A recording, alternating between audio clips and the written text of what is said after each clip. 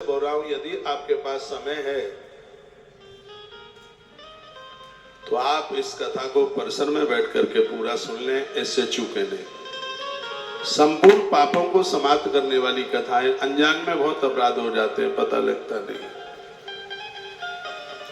भगवान महादेव मृत्यु के देवता, इनके द्वारा मृत्यु सुधरती है। ब्रह्मा जी के द्वारा बचपना सुधरता है और नारायण के द्वारा जवानी सुधरती है।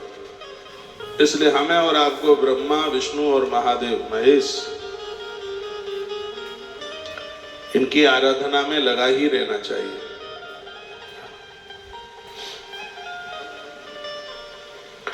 तो सौनक ने महात्मा सूत जी को पूछा, कहा गुरुवर यह बताइए, किसी ने शिव महाप्राण की कथा सुनी और उसका उद्धार हो गया, कोई आपके पास प्रमाण है क्या? हाँ प्रमाण है। आसीद किरात नगरे ब्राह्मणो ज्ञान दुर्लभ दुर्बलाह दरिद्रो रस विक्रेता देव धर्मा परांगमुख। एक किरात नाम का नगर गांव था, वहां एक ब्राह्मण रहता था जिसका नाम था, नाम बड़ा अद्भुत है इसका लेकिन काम बड़े खोटे हैं। नाम तो है देवराज, जो कि इंद्र का पर्यायवाची नाम है। जो देवताओं पर भी राज करे उसे देवराज कहते हैं। काम इसके बहुत बड़े खोटे हैं। क्या करता है? रस विक्रेता, दरिद्रो रस विक्रेता, नशा बेचता है, शराब बेचता है, तो भी इसको दरिद्र का। और मैं बहुत बार कहता हूं, धन कमाने के कई साधन होते हैं। ऐसा व्यापार मत कीजिए जहां लोगों को आप परिचय भी न दे पाए कि आप व्यापार क्या करते हैं। ईश्वर, आज मैं अभी 1 घंटे का लाइव प्रोग्राम कर रहा था अपने कमरे से। मैं बहुत अच्छी जगह पर रुका हूँ, सांवरिया सेठ भगवान का मंदिर है। अद्भुत जगह, आनंद हो गया। और मुझे तो ऐसा लग रहा है कि शिव महारात्रि को जो मैंने भगवान के 4 अभिषेक किए, उसका मुझे तो तत्काल पुण्य मिल गया। पुण्य क्या मिला है कि मुझे 9 दिन सांवरिया सरकार के चरणों में रहने का सौभाग्य प्राप्त हुआ। बगल में वहां महादेव का मंदिर है। आज सोमवती अमावस्या में 1 लोटा जल चढ़ाने को गया था, उन्हें आनंद हो गया। यहाँ की समिति से मैं अति प्रसन्न हूँ। आपने रुकने की बड़ी अच्छी व्यवस्था करी है। बहुत आनंद, सुबह शाम आर्थिक आनंद हो रहा है। अभी मैंने 1-1.25 घंटे का लाइव टेलीकास्ट कार्यक्रम किया है अपनी कुटिया से। संत निवास में रुका हूं मैं, बहुत अच्छी जगह, हरिहर मंदिर के सामने बैठ करके मैंने कुछ चर्चा करी है। उसमें लिंग पुराण का एक बड़ा वाक्य था, बड़ा सुंदर। उसमें ये बात कही गई थी, जो लोग हिंसक नहीं है, मांस मदिरा को प्रयोग में नहीं लेते, किसी से दुश्मनी नहीं रखते, ऐसे लोगों को की गई पूजा का करोड़ गुना फल तत्काल प्राप्त हो जाता है, देर नहीं लगती। आज ही मैं बोला हूं, पहली बार बोला हूं कि शब्द बोल करके मन गदगद हो गया है। इसलिए पूरा देश मुझे सुन रहा है। मैं कहूँगा परम सात्विक बनिए, शाकाहारी बनिए। यहां तक कि लाल मिर्च भी कम खाइए, क्योंकि लाल मिर्च क्रोध को पैदा कर ही देती है। हाँ, स्वभाव को थोड़ा खोटा सा कर देती है। ऐसी चीजें लीजिए। और मैं बराबर बताता रहता हूं, जैसे सात्विक सतोगुण बढ़ता है, दूध पीने से सतोगुण बढ़ता है, मक्खन लोनी खाने से सतोगुण बढ़ता है। लोनी जानते हैं? मक्खन होता है लोनी, ये बड़ा प्रभावशाली। इसको रोज लेने से नशा छूट जाता है, इतना इसका प्रभाव है। तो ये चीजें लीजिए।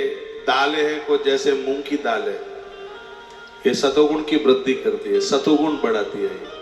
मूंग की दालें है, सात्विक गुण बढ़ाती है। तो ये चीजें हैं जिससे खान पान को ऐसा करने से भजन में मन लगता है। चाय तमोगुणी बना देती है, थोड़ा चिड़चिड़ापन का स्वभाव बना देती है। तो आप सात्विक सहज जीवन जिएंगे तो आपको किया गया हर सत्कर्म पूरा करोड़ गुना ही फल मिलेगा। आपके बच्चे कुछ व्यापार चलाने की बात कर रहे हैं तो उन्हें बोलना, बेटा बिस्किट बेचना, लेकिन गुटखा की पुड़िया मत बेचना दुकान से, मत बेचना बीड़ी सिगरेट। उनको क्या कहूं मैं, जो शराब के ठेके लिए हुए हैं, मदिरा बेचते हैं, शराब बेचते हैं। आप कहोगे सरकार से ठेके लिए, तो सरकार बेचे ना, आप क्यों बेच रहे हैं? गवर्नमेंट को बेचने दो।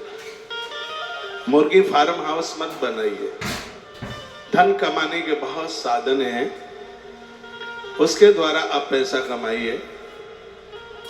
यह देवराज की कथा यही संदेश हमें देती है। वर्णन है इसमें कि दरिद्रो रस विक्रेता, शराब बेचता है तो भी बहुत दरिद्र है। देव धर्म परांग मुखा, देवताओं से बहुत दूर है।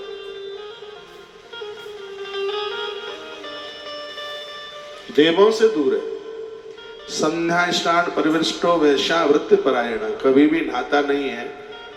आपका ध्यान इधर हो, हमारे ग्रंथों में लगा 1000 काम करने से पहले स्नान करें। आप तो करते ही होंगे, सब लोग नहा के आए, सब नहाए। आप तो सोमवती अमावस्या आए नहाए ही होंगे, रोज नहाया करो।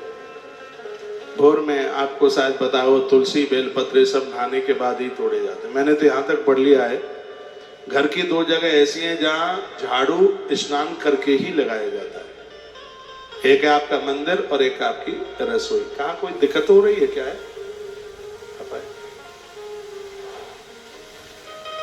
बंद करनी है? ठीक है, कल हो जाएगी। अब अच्छी लग रही है।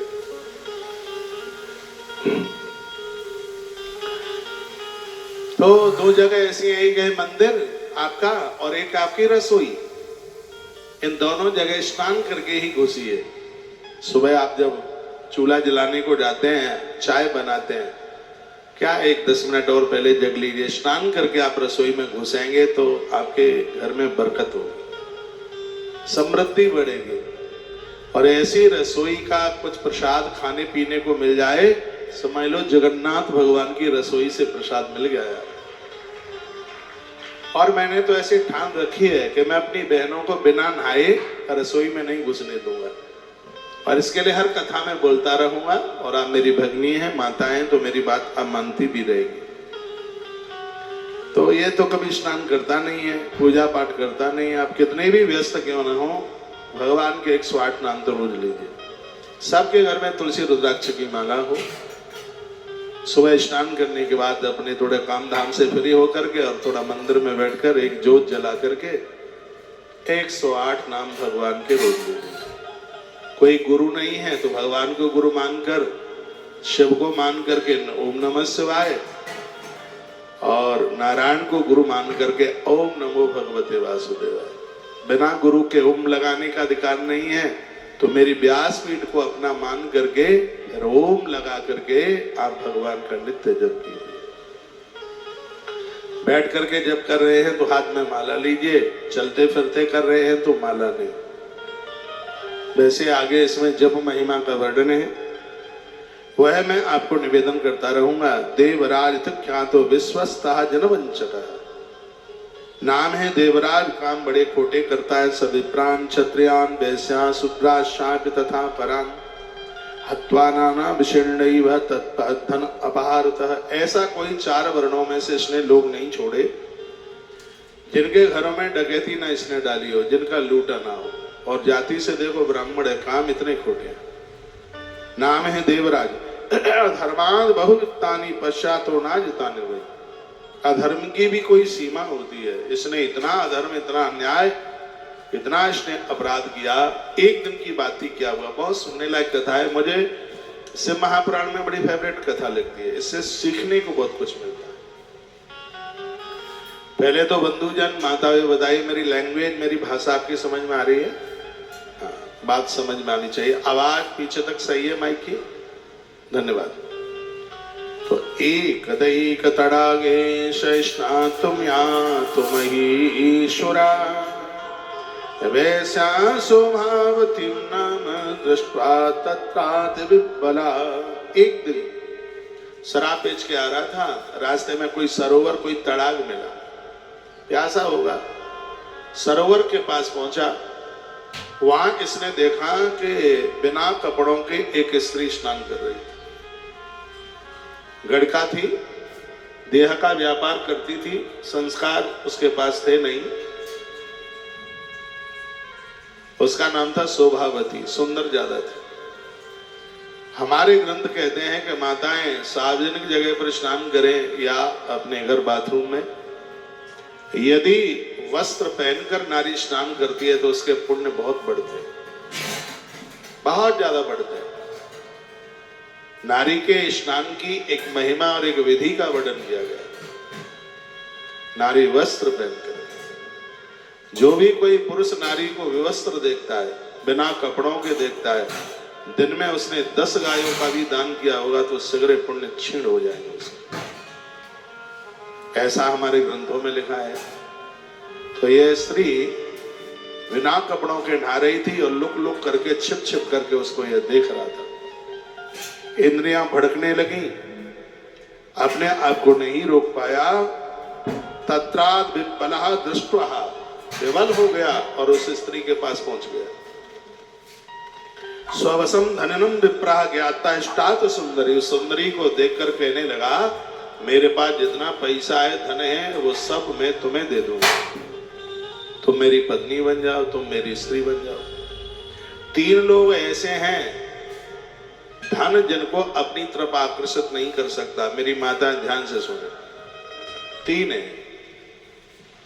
एक है स्त्री, एक है शिष्य और एक है बेटा।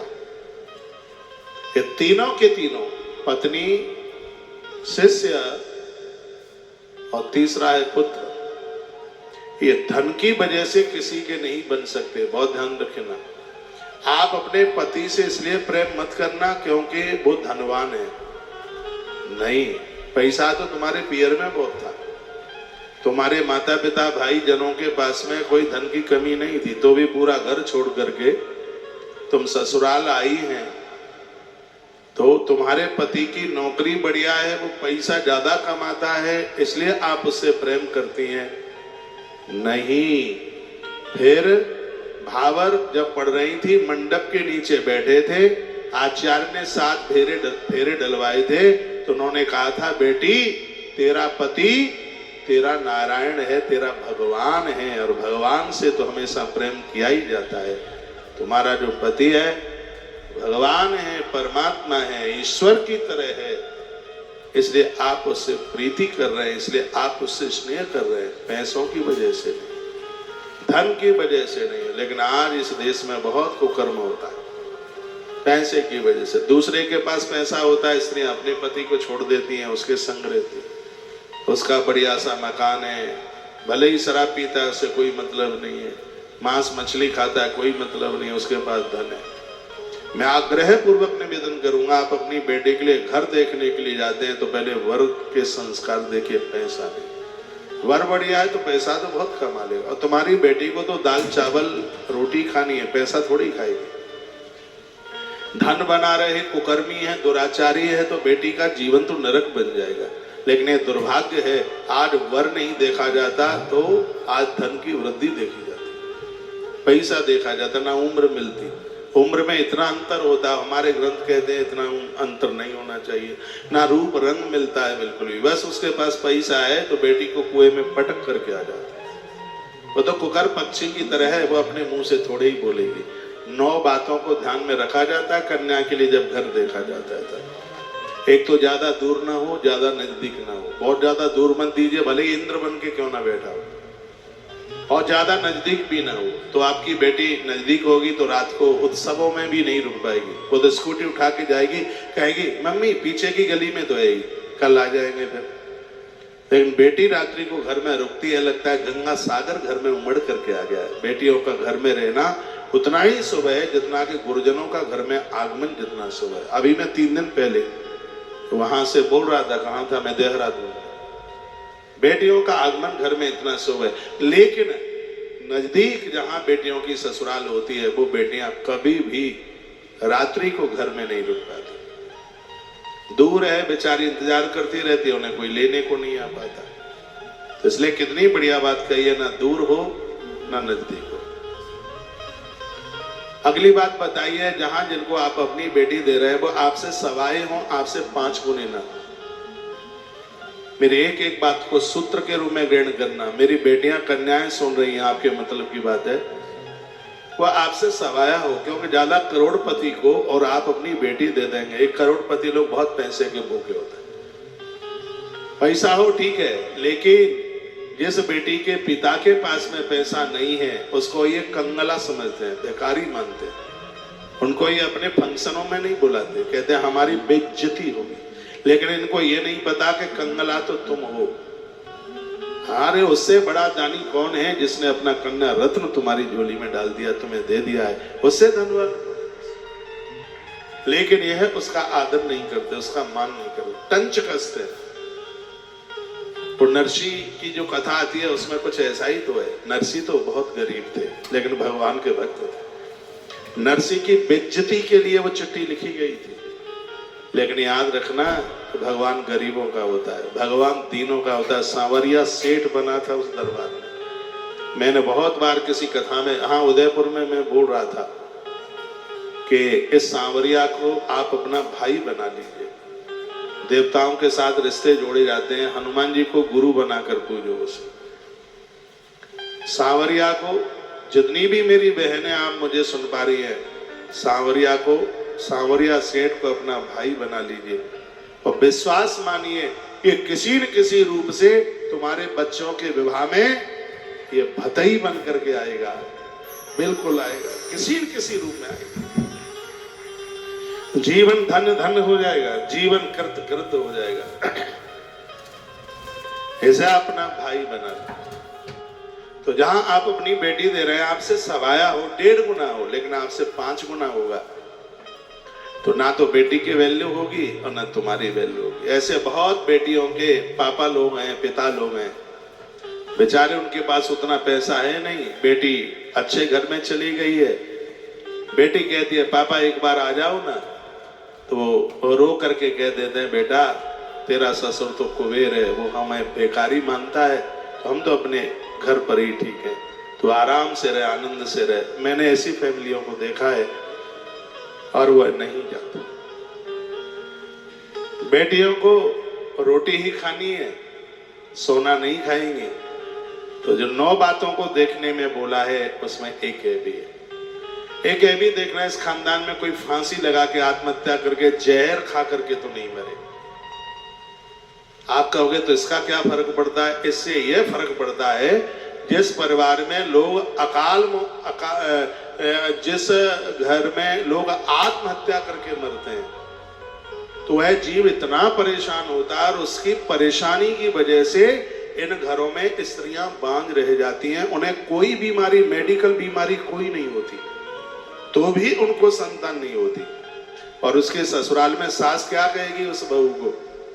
कहेगी कि ऐसी घर घेरो आ गई है हमारे घर में, ना तो औलाद होती है ना संतान होती है, मेडिकल जांच कराई जाती है, उसको कोई दिक्कत नहीं होती। उस बहू को, उसको संतान इसलिए नहीं हो रही कि तुम्हारे पहले की पीढ़ी में कोई आत्महत्या करके मरा और वो इतना परेशान है, उसकी वजह से घर की स्त्रियां बांझ रह रही हैं, संतान नहीं हो पा रही।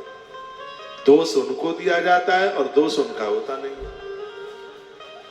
इसलिए इस बात का जरूर पता लेना है। और मैं कहता हूं यह आत्महत्या करके मर जाना, यह जीवन का कोई समाधान नहीं है। उस जीव की बड़ी दुर्गति होती है, बड़ा परेशान होता है। मैं विशेष रूप से अपनी बहनों को कहूंगा, अपने जीवन के साथ संघर्ष करना।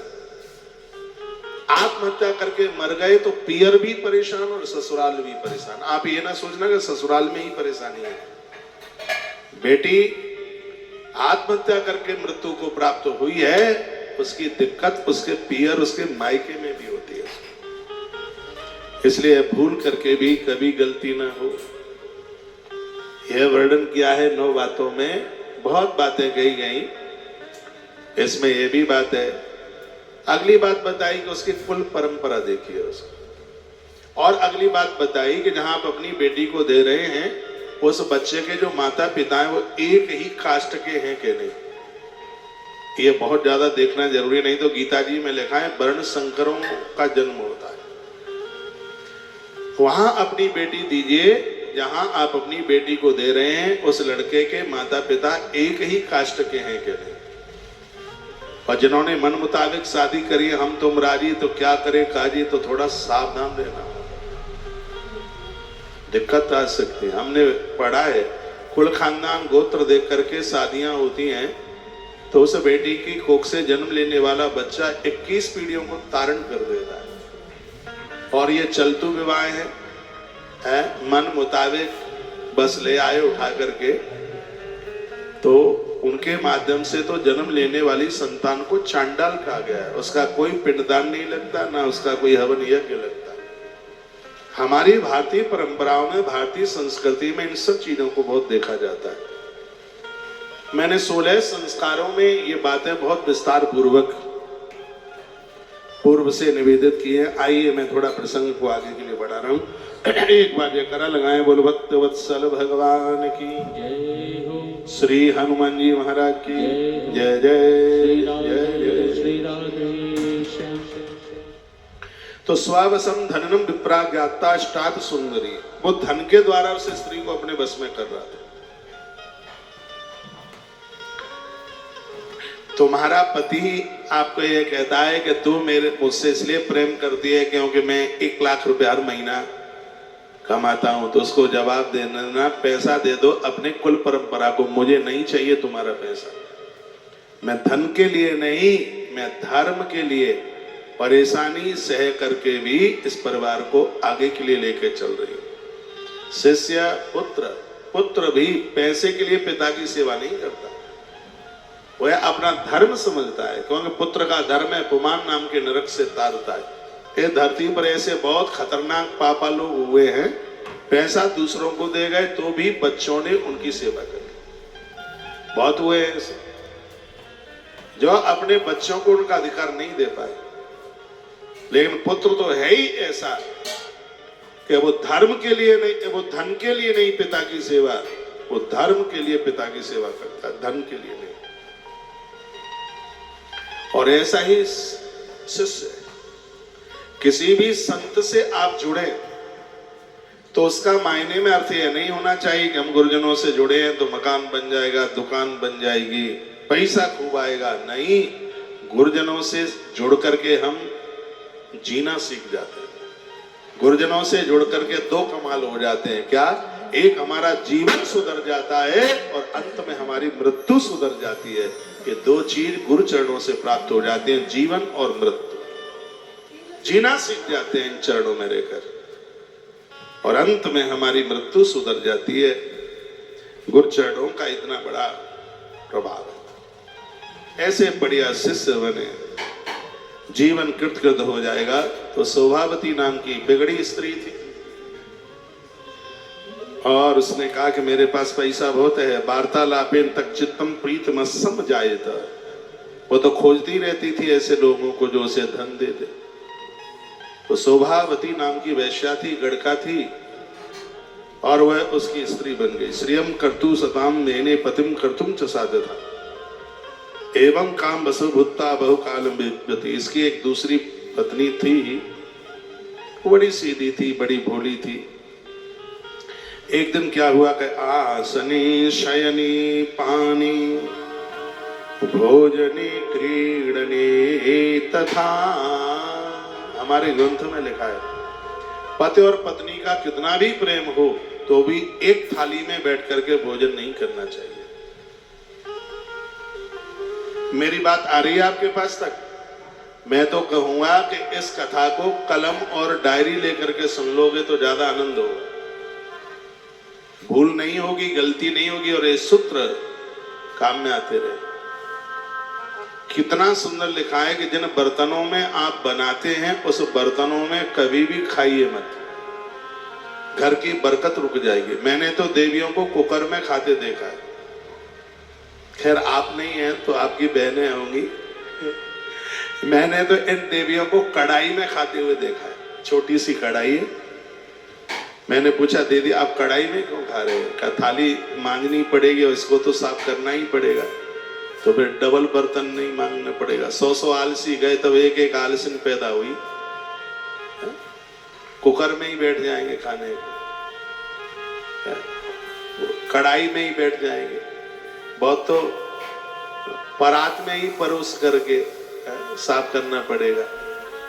नहीं, पति से कितना भी आपका प्रेम है, और ये श्रीमान जी तो प्रेम दर्शाने के लिए तुम्हारे संग बैठकर जूठे ही खाएंगे। मैं तो आयोजनों में देखता हूँ एक ही टेबल पर एक ही थाली लगी है, उसी में बैठ करके खाते। ये कोई प्रेम नहीं है, तुम्हें बुद्धू बनाते हैं। हाँ, ये बताते हैं कि हम तुम्हें कितना प्रेम करते हैं। कोई भटा नहीं करते प्रेम में। और आप सीधे हैं, आप इतने सरल हैं, और आप, मैं भड़का नहीं रहा हूं। क्या एक दूसरे का जूठन खाने से, जूठा खाने से प्रीति बढ़ जाती है? मुझे तो नहीं लगता। बहुत लोगों को ऐसी बुरी खोटी आदत होती है कि उनका कोई जूठा खाए तो वो बड़े खुश होते हैं। पति को छोड़ दे, पत्नी उस जूठे को खाए तो ये श्रीमान इतने खुश होते हैं, मेरी घरवाली कितनी अच्छी है, मेरा जूठा खाती है, मुझे इसने भगवान समझ लिया। ये बड़े खुश होते हैं। लेकिन कम आप भी नहीं है, आपकी थाली में से बचा हुआ ये खा ले तो तत्काल माँ को फोन कर देंगे कि महाराज जी ये तो इतने अच्छे हैं, मेरी आधी रोटी बच जाती है तो ये खाते जरूर है। इतना प्रेम करते हैं, तब तक तो इनका मन ही नहीं लगता जब तक मेरी जूठन न खा ले तब तक। ये प्रेम होता है कोई है? ये ग्रंथ माना कर रहा है। मेरी बात मत मानो, शिव महापुराण की तो मान लो। ऐसे अनुष्ठान खंडित हो जाते, ऐसे साधना छीण हो जाती है। जिस व्यक्ति ने जैसा खाया है उसके जैसे विचार होंगे और उसका खाने से हमारा वैसा ही विचार बन जाएगा। हम संत महापुरुषों का बचा हुआ क्यों ले लेते हैं? वो तपस्वी होते हैं, वो साधक होते हैं, उनके पास ऊर्जा होती है। और सत्य यही है कि व्यक्ति जिस कल्चर के साथ जीता है उसका बचा हुआ अन्न खाने से वैसा ही स्वभाव हमारा हो जाता है। इसलिए मना किया। हम भगवान का भोग लगा करके क्यों खाते हैं? हम भगवान का भोग लगा करके इसलिए खाते हैं क्योंकि भगवान सहज हैं और सात्विक हैं।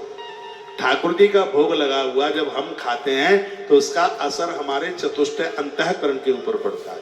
मन बुद्धि चित्त और अहंकार ये चारों मिल जाते हैं तो उसको चतुष्टय अंतःकरण कहते हैं। ईश्वर सहज भी है और वो सात्विक सतोगुणी भी है। तो उनका लगा हुआ जब प्रसाद हम लेते हैं तो हम क्रोध को जीत लेते हैं, हम कामनाओं को जीत लेते हैं, हम मोह को जीत लेते हैं। इसलिए सब लोग भगवान का भोग लगा करके प्रसाद लिया करें। संसार के जूठन न चाटे, भगवान का भोग लगाइए। और मंत्र नहीं आता है तो मैं रामायण की एक चौपाई बोले देता हूँ। थाली भगवान के सामने रखिए, नेत्र बंद कर लीजिए, तुलसी पत्र डालिए। तुलसी हर देवता के भोग में डलती है। गणेश जी को तुलसी नहीं चढ़ाई जाती, मैं इस पुराण में बोलूंगा, लेकिन गणेश जी के भोग में तुलसी डलती है। ऐसा कोई भी देवता नहीं है जिसके भोग में तुलसी न डलती हो।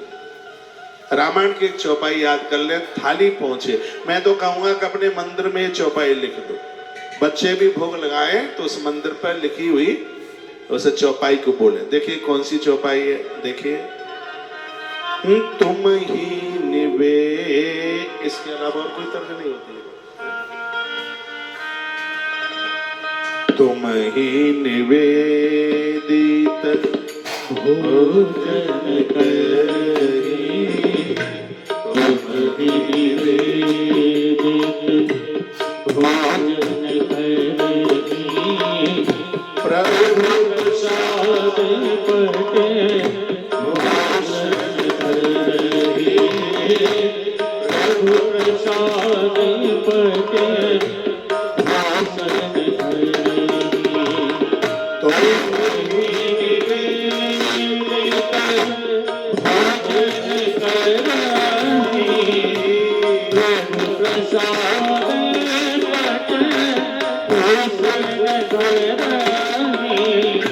तुम ही निवेदित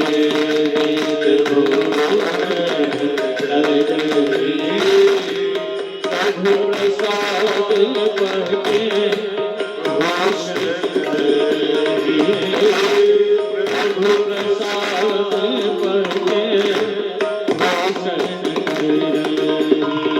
महर्षि वाल्मीकि जी ने तो यहाँ तक कह दिया, जो आपका भोग लगा करके भोजन करेंगे उनके घरों में आप हमेशा हमेशा के लिए रहेंगे।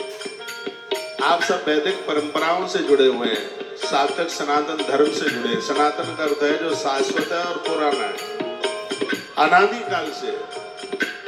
यह अपना धर्म हमें बताता है। ईश्वर को भोग लगा करके आप जीते हैं तो भगवान की गुणवत्ता हमारे हृदय में उतर के आ जाए। हम लोग तो पानी का भी, जल का भी भोग लगाते हैं भगवान को। बिना भोग लगाए पेट में कोई चीज पहुंच ही नहीं सकती। नित्य ठाकुर जी का भोग लगाइए। और वही चीज खाना जिसका भोग भगवान को लगता है। चाय का भोग भगवान को नहीं लगता, दूध का लगता। और ये बात जीवन में उतर के आ जाएगी तो फिर आप सातों के ही आहार लेंगे, उठ पटांग आप ले ही नहीं सकते। एक बार और बोलिए, तुम ही निवेदित भोजन कर प्रभु प्रसाद पटे भूषण धरहि। प्रभु प्रसाद पटे भूषण धरहि। तुम ही निवेदित भोजन करहि। तुम ही निवेदित भोजन करहि। प्रभु प्रसाद पटे भूषण धरहि। प्रभु प्रसाद पटे भूषण धरहि। तुम ही निवेदित भोजन करहि। प्रभु प्रसाद पटे भूषण धरहि। प्रभु प्रसाद पटे भूषण धरहि। प्रभु प्रसाद प्रसाद पटे भूषण धरहि। तुम ही निवेदित भोजन करहि। प्रभु प्रसाद पटे भूषण धरहि।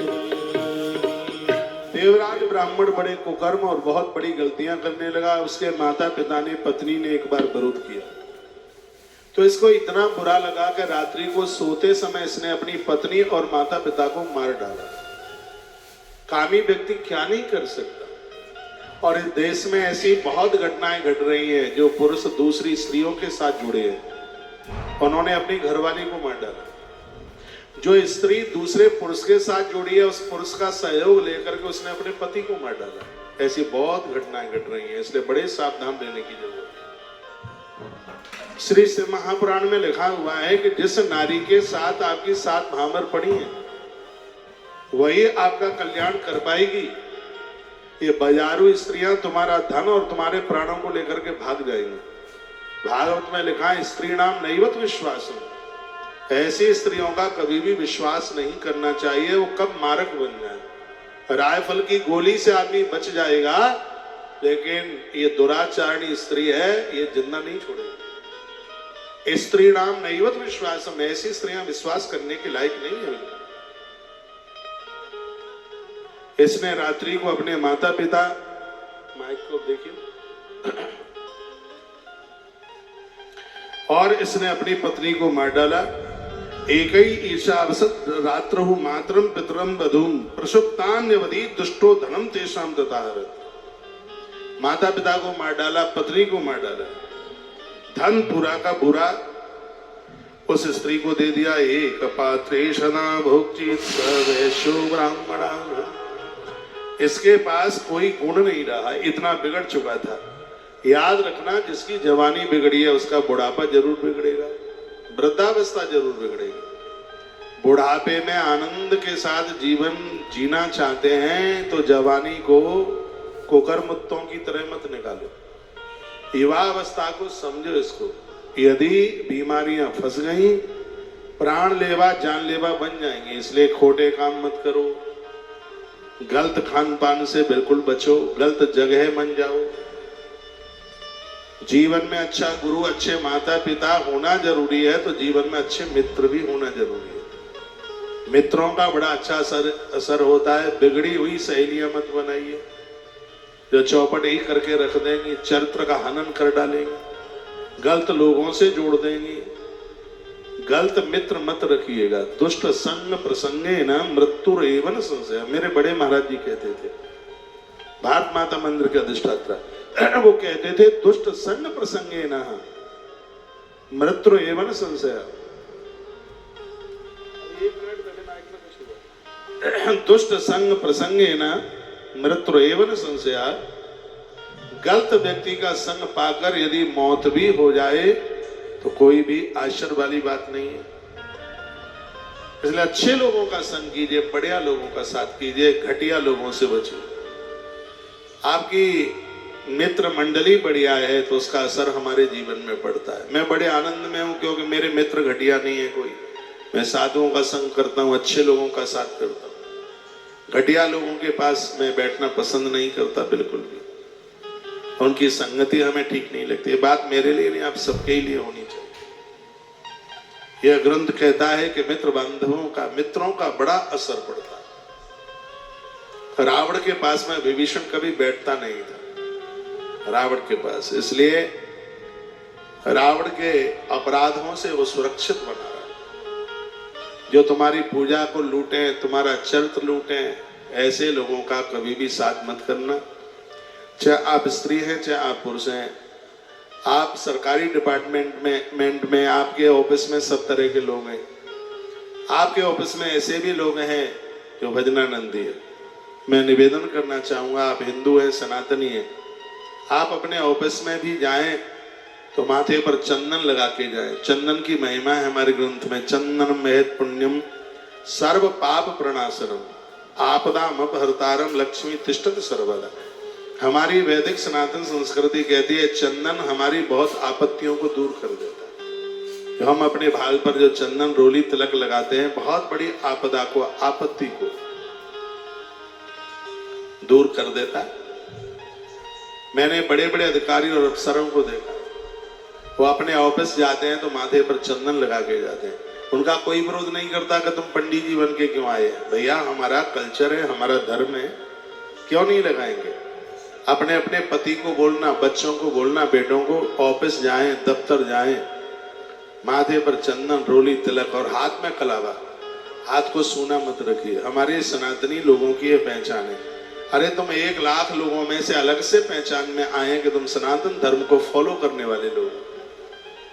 माथे पर चंदन, हाथ में कलावा, माताएं बाएं हाथ में कलावा बांधती हैं, बाएं हाथ, बेटियां अविवाहित कन्याएं दाहिने हाथ में कलावा बांधती, माथे पर रोली चंदन तिलक टीका,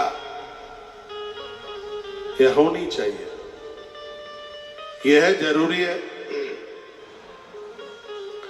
तो युवा अवस्था को सजा करके रखिए।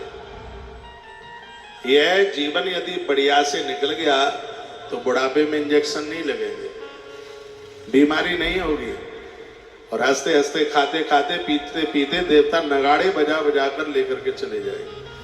कष्ट नहीं भोगना पड़ेगा। जितना भी धर्म सत्कर्म किया जाता है इसलिए वृद्धा अवस्था में कष्ट न भोगने पड़े। नहीं तो बुढ़ापे में कोई एक लुटिया पानी पिलाने वाला नहीं है। आज तो तुम्हारे पास में दामोदर प्रसाद है।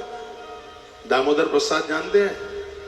डीपी शर्मा, दामोदर प्रसाद, दामोदर है संपत्ति। सब आपको पैसा है तुम्हारे पास में तो सब पराठे बना करके खिला देंगे आपको। पड़ोसी भी पूछ लेंगे। इस पैसे की, धन की तो बड़ी कदर लोग समझते हैं। और ठंडन पाल मदन गोपाल कुछ भी नहीं है तो घर की बहू कह देगी डुकरिया खुलखुल करती रहती है, यमराज सबकी सुन लेता है, इसके लिए तो कहां सो गया है, बोल दे। इसलिए इस जीवन को ऐसा सजा के रखो। मैं निवेदन करूंगा, आप स्वस्थ हैं, जमीन में 1-8 घंटा रोज बैठने का अभ्यास करो। जमीन में बैठने से रीढ़ की हड्डी ठीक रहती है। जमीन में बैठने से बौद्धिक क्षमता का विकास होता है। जमीन में बैठने से भोजन पचता है। जमीन में बैठने से पेट में गैस नहीं बनती। जो जमीन पर बैठ करके भोजन करेंगे जीवन में उनके पेट में गैस नहीं बनेगी, पेट नहीं फूलेगा। पेट में गैस इसलिए बन रही है क्योंकि आप चारपाई पर, बिस्तर पर या कुर्सियों पर बैठ करके आप लेते हैं, आलती पालती मार करके। अग्नि पुराण में लिखा है कि भोजन करने से पहले पांव घुटने तक धोइए, हाथ कौनी तक धोइए और मुख में जल डाल करके कुल्ला कीजिए, उसके बाद भोजन कीजिए। देखो कभी पेट में गैस बन जाए, कभी हो ही नहीं सकता। तला हुआ कम लीजिए, ना के बराबर लीजिए, ज्यादा मसालों का मत लीजिए, आप बिल्कुल स्वस्थ रहेंगे। जो भोर में पानी, दोपहर में छाछ और रात्रि में दूध पीते हैं उनके जीवन में कभी उनके पेट में गैस बन ही नहीं सकती। सुबह पानी, दोपहर में 1 गिलास छाछ, थोड़ा भुना हुआ जीरा उसमें डालने। जीरा लेने से, जीरा सौंफ इनको लेने से ब्लड प्रेशर नहीं बढ़ता, शरीर का, बॉडी का कोलेस्ट्रॉल नहीं बढ़ता। जीरा तो इतना प्रभावशाली है। जीरा, अजवाइन और सौंफ, ये चीजें और इलायची ये आपस में मिल जाएं तो चोटी से लेकर के तलवे तक बॉडी में कहीं दर्द नहीं रह सकता, इतना प्रभाव है। अजवाइन, जितनी अजवाइन उसका आधा जीरा, जितना जीरा उसकी आधी सौंफ, जितनी सौंफ उसकी आधी इलायची। इसको भून लीजिएगा, इलायची मत भूनना, वो वैसे ही डाल लेना। फिर इसका पाउडर आप बना लें और 1 चम्मच रात्रि को सोते समय फंकी लगाकर 1 गिलास पानी पी लीजिए, उसके बाद कुछ मत लेना। मैं दावे के साथ कहता हूं, मेरे दोनों कान उखाड़ लेना, यदि बॉडी में कहीं भी दर्द रह जाए तो चोटी से लेकर तलवे तक। फॉर्मूला मैं बता रहा हूं, 200 ग्राम अजवाइन लो, ले ली, बड़ी जल्दी ले ली। 100 ग्राम जीरा ले लो, ले लिया तो 50 ग्राम सौंफ ले लो, ले ली। 25 ग्राम इलायची ले लो, इसको मिक्स करके पाउडर बना लो। पहले भून लेना उन तीनों चीजों को। सौंफ तो बिना भुने भी डाल दोगे तो चलेगी। अजवाइन को, जीरे को भून लेना। अजवाइन और जीरा ये दोनों भुने हुए ज्यादा प्रभावशाली है, इलायची को भूनना नहीं है, सौंफ को भी मत भूनना, कोई जरूरत नहीं है उसको। फिर इसको इस कैलकुलेशन के साथ में उसको एक पाउडर बना लीजिए, एक शीशी में रख लीजिए और रात्रि को सोते समय आधी चम्मच मुख में डालकर ऊपर से गर्म पानी पी लीजिए और 3 दिन के बाद मुझे फोन कर लीजिए और कहिए कि महाराज जी शरीर में दर्द बंद हो रहा है, धीमे धीमे आनंद हो जाएगा। भोजन जमीन में बैठ करके करो, स्वस्थ हो जाएंगे आप। मैं कथा में आगे की तरफ बढ़ रहा हूं। एक बार जयकारा लगाइए, बोल भक्त वत्सल भगवान की जय हो। महादेव की कथा आप सुन रहे हैं तो 2 पंक्तियां, सुबह सुबेले शिव का नाम, शिव आएंगे तेरे काम। महादेव की कृपा बरस रही है। यहाँ धार में बताते हैं शंकर जी का एक बहुत बड़ा कोई मंदिर है। धारेश्वरी है क्या? हाँ, मुझे जानकारी मिली है। एक बार मैं धार आया हूं, पहले आया हूं, बहुत साल पहले आया हूं, 1 आध घंटे के लिए पहुंचा हूं यहाँ। आइए स्वर दीजिए।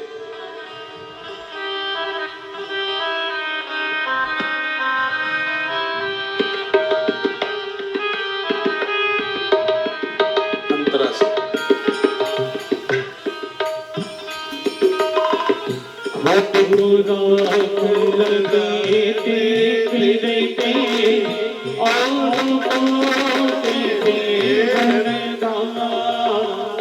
खुद को राख फिरते औरों को देते धनदान। देवों के हित विष पीड़ाला, नीलकंठ को कोटि प्रणाम। देवों के हित विष पीड़ाला, नीलकंठ को कोटि प्रणाम। नीलकंठ को कोटि प्रणाम। सुबह सुबह शिव का नाम, कर ले बंदे शिव का। ओम नमः शिवाय, ओम नमः शिवाय, ओम नमः शिवाय, ओम नमः शिवाय।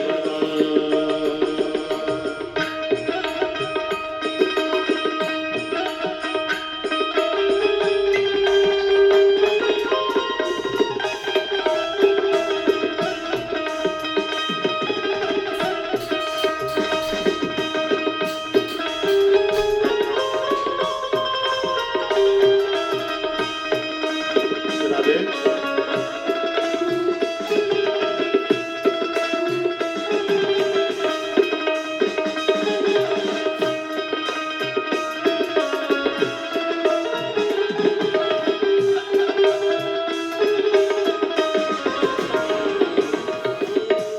के चरणों में मिलते हैं सारे तीरथ चारों धाम। शिव के चरणों में मिलते हैं सारे तीरथ चारों धाम। करने का सुख तेरे हाथों, शिव के हाथों में परिणाम। करने का सुख तेरे हाथों, शिव के हाथों में परिणाम। शिव के हाथों में परिणाम। सुबह सुबह शिव का नाम कर ले बंदे शुभ का। ओम नमः शिवाय, ओम नमः शिवाय, ओम नमः शिवाय, ओम नमः शिवाय।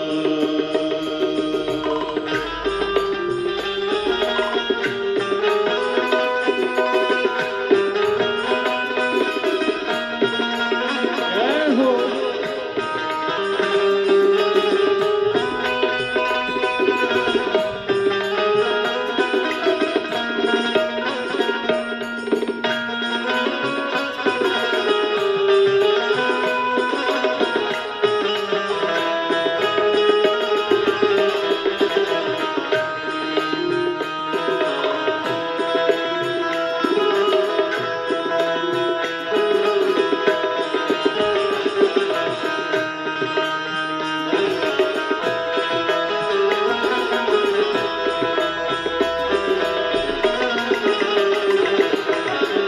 शिव के रहते कैसी चिंता, साथ रहे प्रभु आत्मा। शिव के रहते कैसी चिंता, साथ रहे प्रभु आत्मा। शिव को भजने कुछ पाएगा, मन को आएगा। शिव को भजने कुछ पाएगा, मन को आएगा। मन को आएगा। सुबह सुबह शिव का कर ले बंदे ये शुभ का। ओम नमः शिवाय, ओम नमः शिवाय, ओम नमः शिवाय, ओम नमः शिवाय। सुबह सुबह शिव का नाम करने बंदे ये शुभ नाम। सुबह सुबह शिव का नाम करने बंदे ये शुभ नाम। सुबह सुबह शिव का नाम, शिव आएंगे तेरे पास। ओम नमः शिवाय, ओम नमः शिवाय।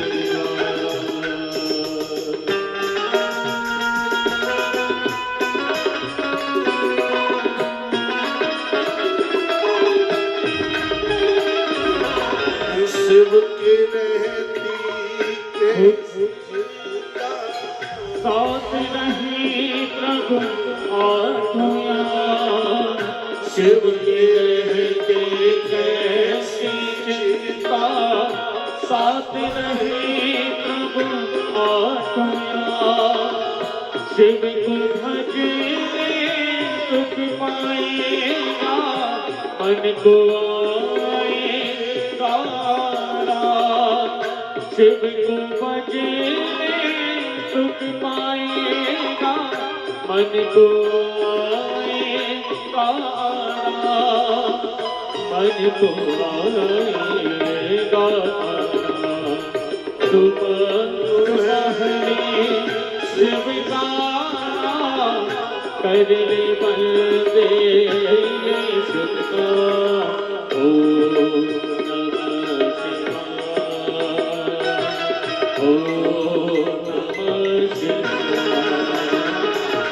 ओम नमः शिवाय, ओम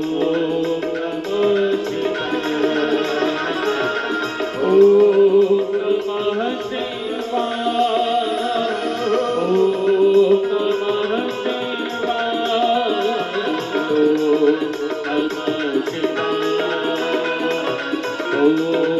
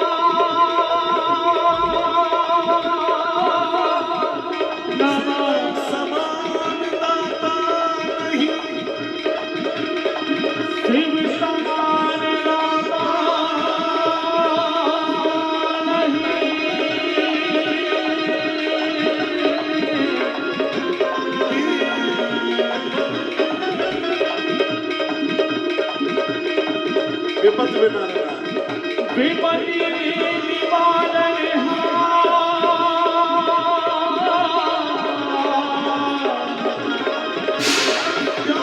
रक्षा मेरी राजिया, हे रंगीले आसमां, नमः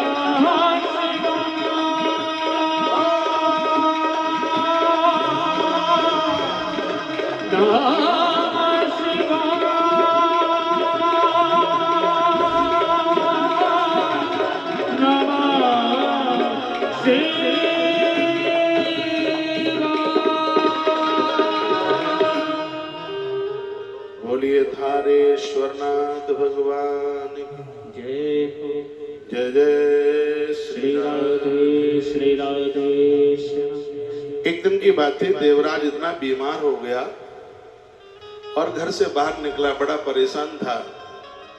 महादेव के मंदिर में कहीं कथा चल रही थी और जोर से पीड़ित होता हुआ ये पड़ा था वहां, और लिखा है इसने कोई जान करके नहीं, अनजान करके वो कथा इसके कानों में जाती रही। देवराजस्य मासांते ज्वरेणा पीड़ितो मृता, 1 महीने तक पड़ा रहा वहां और कान से उन कथा के शब्दों को सुनता रहा। उसका परिणाम यह निकला कि जब देवराज की मृत्यु हुई, तदा यमपुरी मध्य महाकोलाहल हुए। यमराज के दूत लेने के लिए इसको आए, तो भगवान शंकर ने अपने गढ़ों से कहा कि मेरी कथा सुनते सुनते मृत्यु लोक में कोई मौत को प्राप्त हुआ है, इसलिए उसको लेकर के आइएगा। यम के दूतों को से ये इस देवराज को मुक्त कराया गया और भगवान शिव के गण जैसे ही कैलाश पर लेकर के इसको रुद्र लोक में इसको ले करके गए, तो भगवान महादेव ने इसको उठाकर अंक से भर लिया और अपने प्रमुख गढ़ों में से एक गढ़ बना दिया। सूत सावधान करते हैं, सौनक ऋषियों, धोखे से कथा सुनी थी। कितना बड़ा अपराधी था यह, यहाँ तक कि जिसने अपने माता पिता और अपनी पत्नी को भी जिसने मार डाला। शिव महापुराण की कथा ने ऐसे अपराधी का भी उद्धार, आत्मकल्याण करा दिया। आज मैं अखबार में कल की कुछ न्यूज पढ़ रहा था, उसमें लिखा हुआ था कि धार की धरती पर पहली बार शिव पुराण की कथा हो रही है। ऐसा है?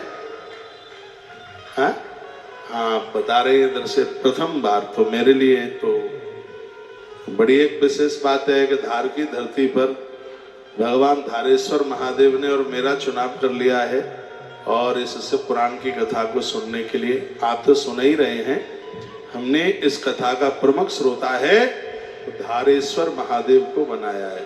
तो इस कथा को सुन रहे हैं। आज सोमवार है, मैं कथा के बाद उनका दर्शन करने के लिए भी जाऊंगा और कैमरे से वहाँ की रिकॉर्डिंग भी करके लाएंगे। बाहर जो भक्त हमें टीवी पर सुन पा रहे हैं, कल से उनको दर्शन भी रोज होगा धारेश्वर महादेव जी का। और भी कोई आसपास के मंदिर होंगे, वो भी जिस मंदिर में हम रुके हैं सांवरिया सेठ, उनकी भी रिकॉर्डिंग कर लेना, तो आपको दर्शन घर बैठे ही दर्शन करने का सौभाग्य प्राप्त होगा। अभी हम उदयपुर में थे, वहां से सांवरिया सेठ का दर्शन करने के लिए गए। क्या अद्भुत मंदिर बना, आपने देखा होगा, राजस्थान में पड़ता है सांवरिया सेठ का मंदिर। हो क्या कमाल का मंदिर है। उदयपुर से गए थे हम दर्शन करने के लिए, है सांवरिया सेठ, अद्भुत नजारा। तो धारेश्वर भगवान को प्रमुख यहाँ का श्रोता बना करके और उन्हीं की कृपा से जो कथा हो रही है उन्हीं के चरणों में हम समर्पित करते हैं। इतने ये सांवरिया सेठ का जो प्रमुख मंदिर है राजस्थान में, उसकी छवि आप देख रहे हैं।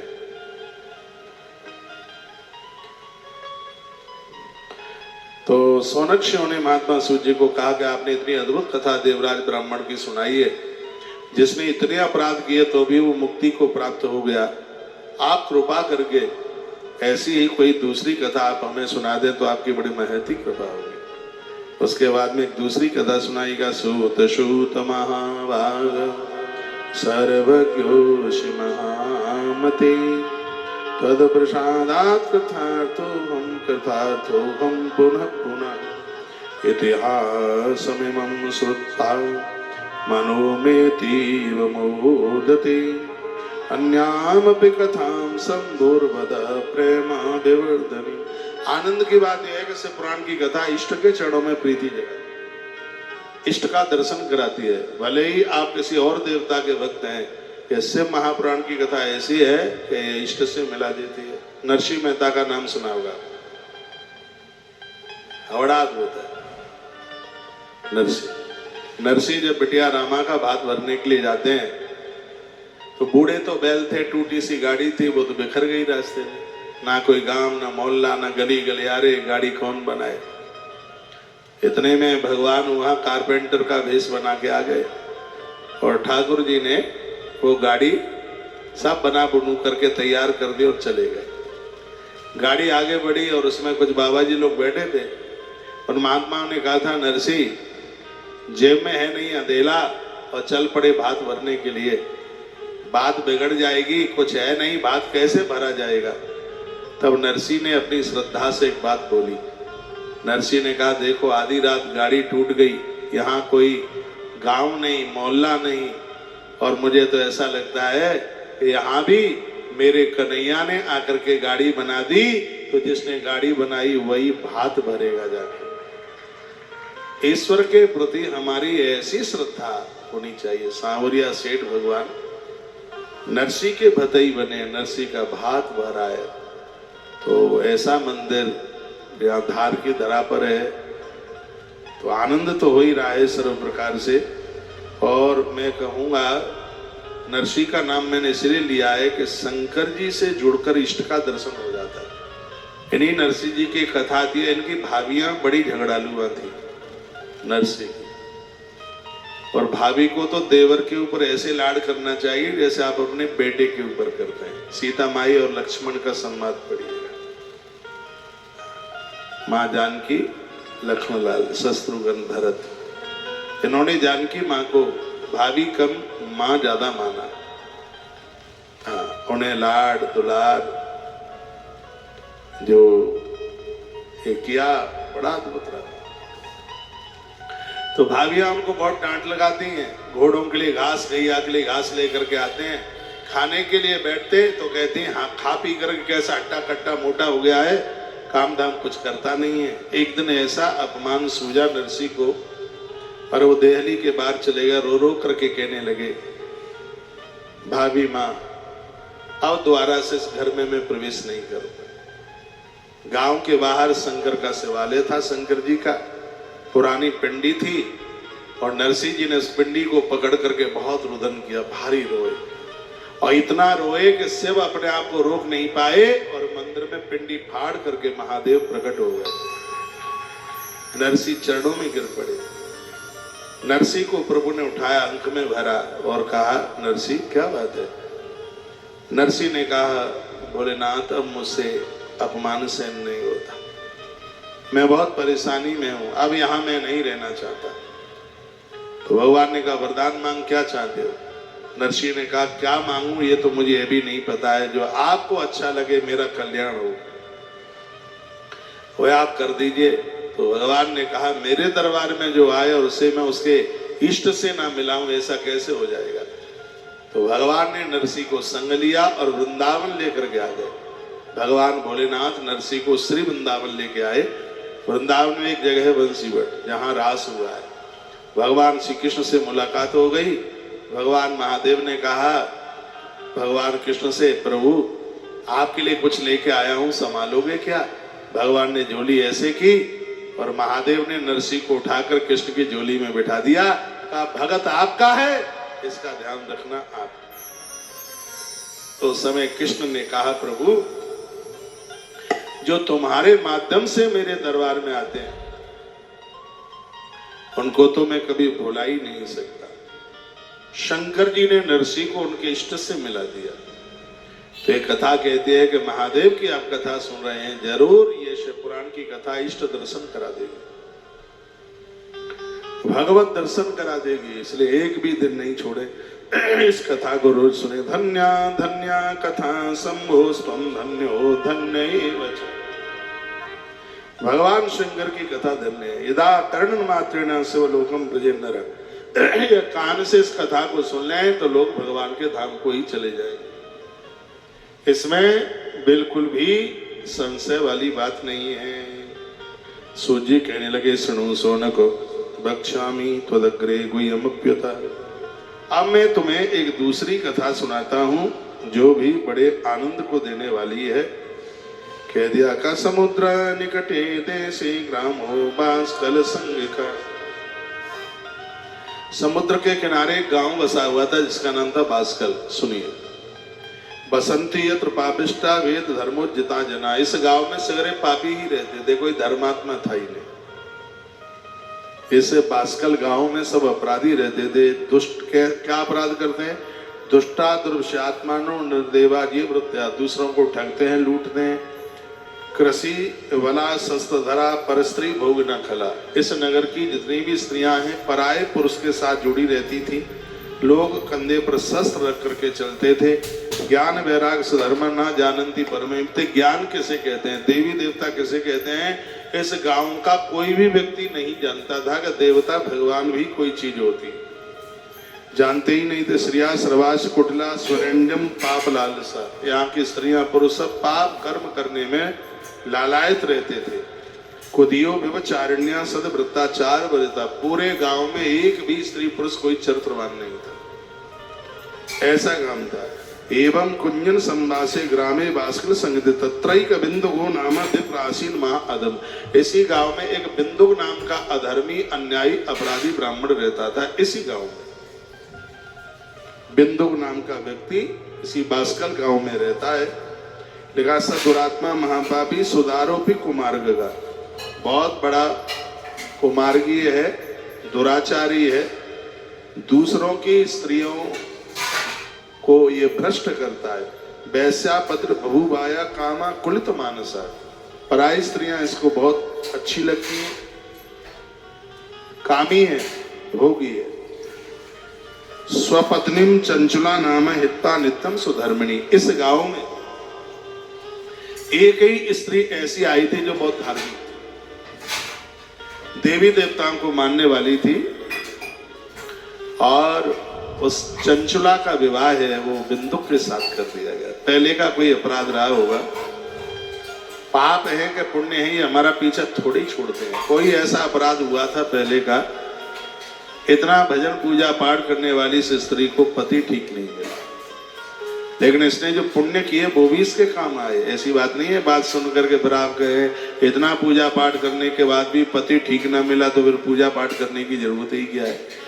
तो उस पूजा पाठ का भी प्रभाव था कि मरने से पहले महादेव ने इस स्त्री को दर्शन दे दिया। और सूर्य जी महाराज सोनक सिंह को कुछ ऐसा ही कथानक ऐसा ही प्रकरण सुना रहे हैं। शिव महापुराण में एक कथा बहुत विशेष कर है, चंचुला और बिंदु की कथा, जो कि मैंने पूर्व की कथाओं में भी आपको सुनाया है। बसंती यत्र पापिष्टा वेद धर्माज्यता जना, कोई भी वेद धर्म कथाएं कुछ कोई जानता नहीं है। दुष्टा दृश्यात्मानो, सब दुष्ट प्रभाव के स्वभाव के यहाँ पर लोग हैं। चंचुला नाम हित्वा नित्यम सुधर्मणि, नित्य धर्म कर्म करने वाली एक स्त्री इस नगर में आई जिसका नाम चंचुला था। लेकिन इसका पति ठीक नहीं था, वो दूसरी स्त्रियों के साथ में जुड़ा हुआ था। ये अपने धर्म का पालन कर रहे थे।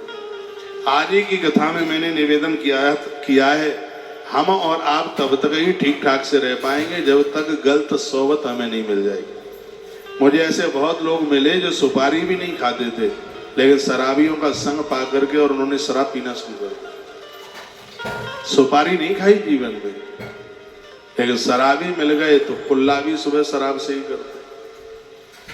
गलत लोगों का संग मत पा लेना, दुष्ट संग प्रसंगे न मृत्यु एवं संशय। गलत लोगों का संग पाकर यदि मौत भी हो जाए तो यह आश्चर्यचकित बात नहीं है। इसलिए आचार्य चाणक्य बड़ा अच्छा लिखते हैं, कहते हैं सकटम पंच हस्ते न, बैल से 5 हाथ दूर रहो। 10 हस्ते न बाजनाम, हाथी से घोड़े से 10 हाथ दूर रहो। हस्ती 7 हस्ते न, हाथी से 100 हाथ दूर रहो। और देश त्यागे न दुर्जनम, जहां बिगड़े हुए लोग रहते हैं, खोटे लोग रहते हैं, उस स्थान को ही छोड़ देना चाहिए। तो इन लोगों का संग पाकर के जीवन खत्म हो जाएगा, जिंदगी बचेगी नहीं। इसलिए ऐसे खोटे लोगों का साथ छोड़ने की जरूरत है। देखो चंचुला कितनी धार्मिक है, पतिव्रता नारी थी। बचपने में तो बेटी थी, तब माता पिता की आज्ञा का पालन करती रही।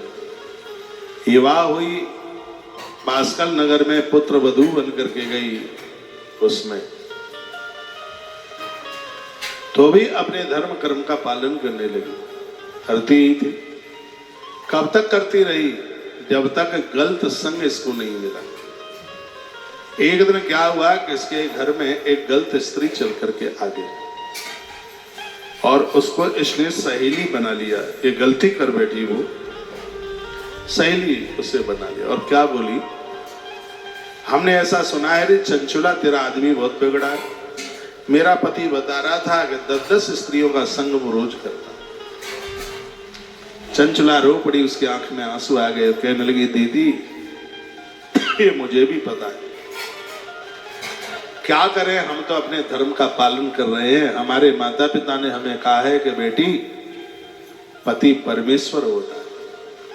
हमने तो अपने पति को भगवान मान लिया है, बस उसी धर्म का पालन कर।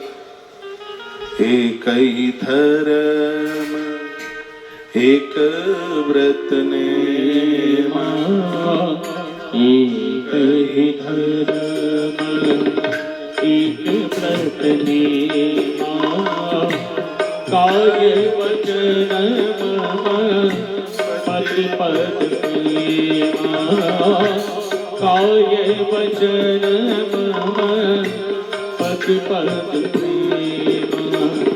एक ही धर्म एक व्रत नेमा, एक ही धर्म एक व्रत नेमा, काय वचन मम पति पद प्रेमा, काय वचन मम पति पद प्रेमा।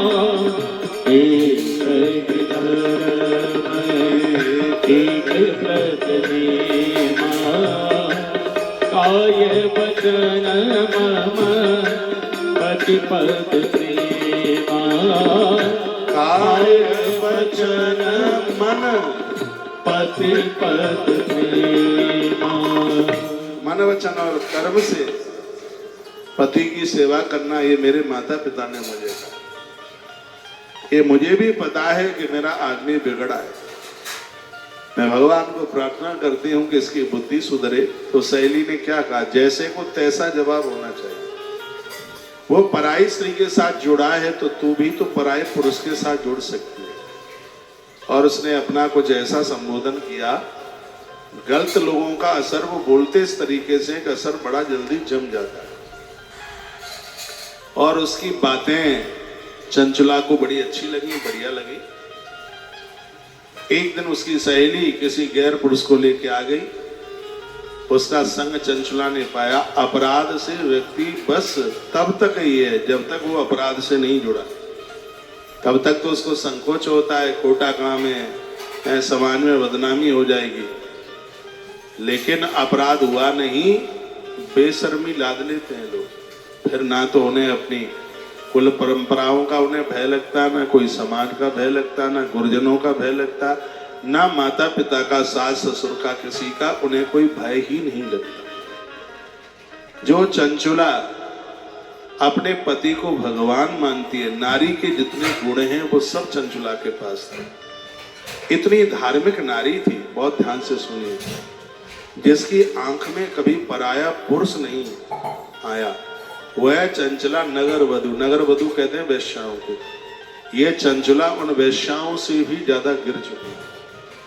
कितने लोग रोजाना इसके यहाँ आते थे, कोई गिनती नहीं कर पाता, इतनी बिगड़ चुकी थी ये। और ये सब हो गया एक गलत स्त्री का संग।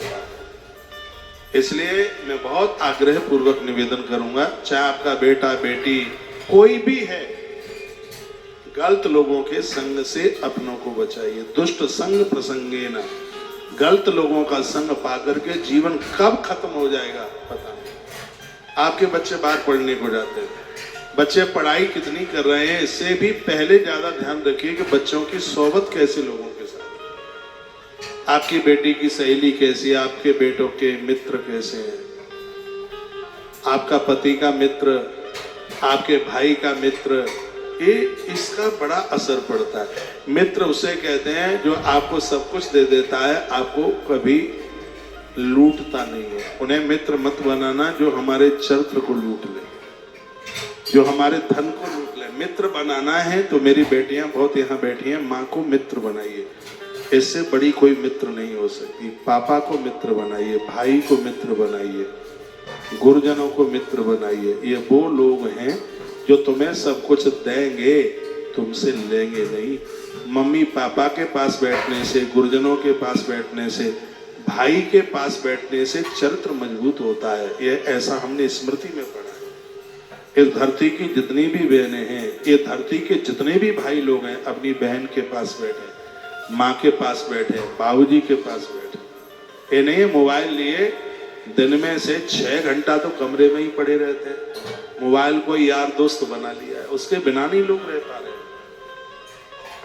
पापा से मम्मी से बात भले ही ना हो पावे, लेकिन ये दोस्त जरूर रहना चाहिए है। मोबाइल इसके बिना नहीं रह पा रहे हैं बिल्कुल। कभी माँ बाबूजी के पास बैठिए, मम्मी के पास बैठिए, उनसे सीखे दादी के पास बैठिए, दादाजी के पास बैठिए, भाई के पास बैठिए, बहन के पास बैठिए। क्या सुंदर बात हमारी स्मृतियों में लिखी है। इन पूज्य लोगों के पास बैठने से चरित्र मजबूत होता है, चरित्र को ताकत मिलती है। और धरती पर चित्र की पूजा नहीं, चरित्र की ही पूजा है।